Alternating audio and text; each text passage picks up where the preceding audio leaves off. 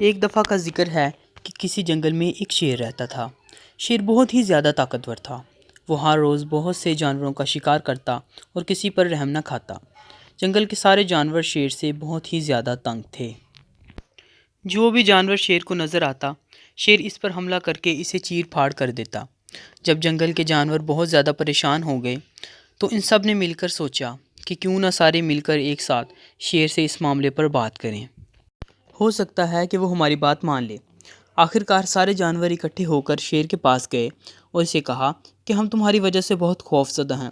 تم ہر روز بہت سے جانوروں کو مار دیتے ہو۔ پہلے تو یہ سن کر شیر بہت غصہ ہوا۔ پھر جب سارے جانوروں نے مل کر شیر سے یہ کہا تو ایک معاہدے کے بعد شیر مان گیا۔ طے یہ ہوا کہ جانور ہر روز ایک جانور کو چن کر شیر کے پاس کھانے کے لیے بھیجیں گے، اور پھر اسی طرح چلتا رہا۔ سارے جانور مل کر ہر روز کسی ایک جانور کا انتخاب کرتے اور اسے شیر کے پاس کھانے کے لیے بھیج دیتے۔ اسی طرح شیر سارے جانوروں پر حملہ نہ کرتا۔ آخرکار ایک دن خرگوش کی باری آ گئی۔ خرگوش یہ سن کر بہت مایوس ہوا کہ اب اسے شیر کے پاس جانا پڑے گا اور اس کا کھانا بننا پڑے گا۔ لیکن پھر کچھ دیر کے بعد اسے ایک ترکیب سوجھی۔ وہ شیر کے غار میں دیر سے گیا اور بولا، جناب عالی، آج جانوروں نے مجھے آپ کے پاس کھانے کے لیے بھیجا ہے۔ شیر بولا، تم اتنی دیر سے کیوں آئے ہو؟ کیا تمہیں میرے غصے کا نہیں پتہ؟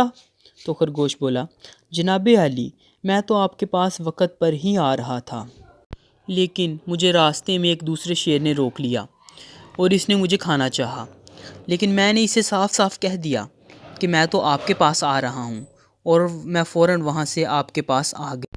یہ سن کر شیر غصے سے آگ بگولا ہو گیا اور اس نے خرگوش سے کہا، مجھے فوراً اس شیر کے پاس لے چلو، میں اس کو بالکل نہیں چھوڑوں گا۔